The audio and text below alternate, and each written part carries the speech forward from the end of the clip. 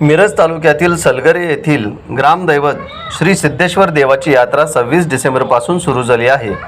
महाराष्ट्र व कर्नाटकातील भाविकांचे श्रद्धास्थान असलेल्या श्री सिद्धेश्वर देवाच्या यात्रेस हजारो भाविक दाखल झाले आहेत। यात्रेत मोठ्या प्रमाणात दुकानदार आले असून मनोरंजनाचे कार्यक्रम सुरू आहेत। यात्रेचा मुख्य दिवस शुक्रवार असून पालखी भेटीचा आणि माणिक आरती आणि धनगरी ओव्यांचा कार्यक्रम आयोजित करण्यात आला आहे। महाराष्ट्र आणि कर्नाटक सीमेनजीक मिरज पूर्व भागातील बाजारपेठेचे मुख्य गाव सलगरे आहे। सलगरेचे ग्रामदैवत श्री सिद्धेश्वर आहे। जागृत देवस्थान असलेल्या सिद्धेश्वराची यात्रा आयोजित करण्यात येते। या निमित्त यावर्षीही विविध धार्मिक आणि मनोरंजनात्मक कार्यक्रमांचे आयोजित करण्यात आले आहेत। यात्रेसाठी लाखो भाविकांची उपस्थिती लक्षात घेऊन यात्रा समितीने यात्रेचे शिस्तबद्ध नियोजन केले आहे।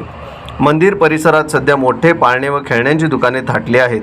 यात्रा कमिटी व सलगरे ग्रामपंचायतीकडून खेळणी मिठाई दुकानदारांसाठी योग्य त्या उपाययोजना करण्यात येत आहेत। मंगळवारी यात्रेचा पहिला दिवस होता। पहाटे श्रींना महारुद्राभिषेक आणि वैदिक कार्यक्रम पार पडला। रात्री लोकनाट्य तमाशा आयोजित केला होता। बुधवारी सकाळी लोकनाट्य तमाशा, दुपारी गुगुळाचा कार्यक्रम झाला। गुरुवारी पुरणपोळी नैवेद्य व रात्री ऑर्केस्ट्रा कार्यक्रम झाला आहे। तर शुक्रवारी दिनांक 29 रोजी यात्रेचा मुख्य दिवस असून या दिवशी पालखी भेटीचा आणि माणिक आरती आणि धनगरी ओव्यांचा कार्यक्रम होणार आहे। पाचव्या दिवशी शनिवार तारीख 30 रोजी सायंकाळी लावण्यांचा कार्यक्रम आयोजन करण्यात आले आहेत। सीमा भागातील मोठी बाजारपेठ असल्याने यात्रेत मोठ्या प्रमाणात उलाढाल होते। यंदा यात्रेचे 9वे वर्ष असून यात्रेचे स्वरूप वाढत चालले आहे, अशी माहिती सिद्धेश्वर यात्रा कमिटीचे अध्यक्ष तसेच सलगरेचे माजी सरपंच तानाजीराव पाटील यांनी दिली। नमस्कार, मी तानाजी पाटील। सलगरे गावामध्ये सलगरे गावचं ग्रामदैवत श्री सिद्धेश्वर देवाची यात्रा कालपासून या ठिकाणी चालू झालेली आहे। 5 दिवसाची यात्रा आहे। सलगर गाव हे मिरज पूर्व भागामधलं शेवटचं गाव आणि कर्नाटक सीमेलगतचं गाव म्हणून या सलगर गावाचं नाव लौकिक आहे। सलगर गावामध्ये सलगर गावचं ग्रामदैवत श्री सिद्धेश्वर हे पुरातनकालीन मंदिर असून एक नवसाला पावणारं किंवा जागृत देवस्थान आहे असं नाव लौकिक या महाराष्ट्र आणि कर्नाटकमध्ये सीमा भागामध्ये या मंदिराचा नाव लौकिक आहे।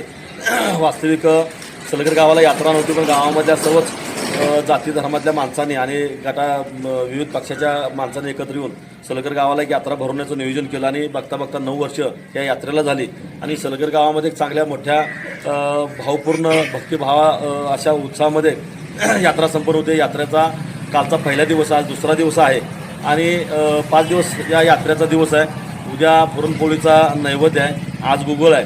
त्याचबरोबर परवा दिवशी या ठिकाणी पालखी सोहळा म्हणजे मानाच्या ज्या काही पालख्या आहेत त्या एकत्र येऊन एक आगळा वेगळा असा पालखी उत्सव सोहळा या ठिकाणी सलगर गावामध्ये या यात्रेच्या निमित्तानं भरवला जातो आणि हा सोहळा बघण्याच्या दृष्टीनं सलगरच्या पंचक्रोशीतील बरेचसे सिद्धेश्वर भक्तगण मोठ्या उत्साहामध्ये गुलालाचे खारी खोबऱ्याचे उधळण करत हा उत्साह सोहळा पार पाडला जातोय। दुसरी एक विनंती आहे की सलगर आणि सलगरच्या पंचक्रोशीतील सर्वच भक्तगणांना सहकुटुंब सहपरिवार सह या यात्रेमध्ये यावं। पाळणं खेळणं मेवा मिठाई सगळी सोय या ठिकाणी या यात्रेच्या निमित्तानं झालेली आहे आणि म्हणून सहकुटुंब सहपरिवार येऊन या यात्रेमध्ये सर्वांनीच एक चांगला मनमुराद असा आनंद लुटावा। त्याचबरोबर सलगरचं जे सिद्धेश्वर मंदिर आहे ते जुनं मंदिर आहे। त्याचबरोबर सलगर गावाला गणपतीचं मंदिर नाही। त्याचबरोबर संत बाळामामाचा सुद्धा बराचसा भक्तगण या परिसरामध्ये आहे आणि म्हणून जवळजवळ 51 बाय 91 मोठं असं एक 5 गुंठ्याचं मंदिराचा जीर्णोद्धार करून त्याच्यामध्ये सिद्धेश्वर मंदिर, त्याचबरोबर गणपतीचं मंदिर आणि संत बाळमामा मंदिर अशी आखणी त्या मंदिरामध्ये केलेली आहे।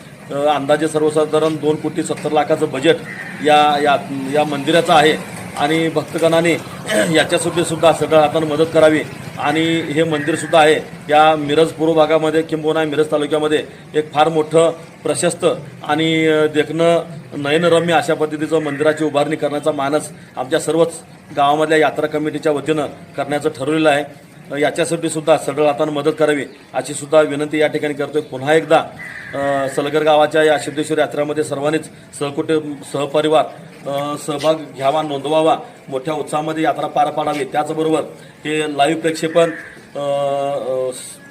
म्हणजे जनप्रवासच्या माध्यमातून केलं जाणार आहे, याचं सुद्धा प्रक्षेपण सर्वांनी बघून त्याचाही मनमुराद आनंद लुटावा अशी या ठिकाणी मी विनंती करतो.